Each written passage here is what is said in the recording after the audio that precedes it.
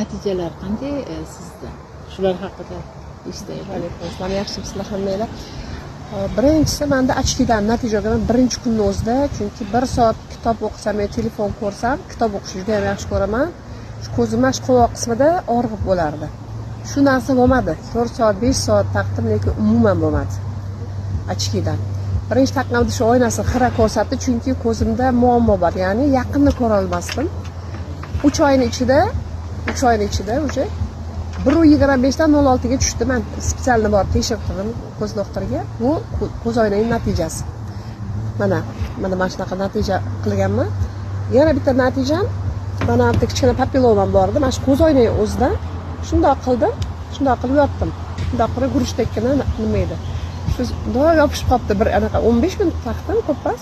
Jiz qilib achishganiga olib qo'ydim. Keyin ertasiga qarasam yopishib qolibdi haliga bo'ynimga.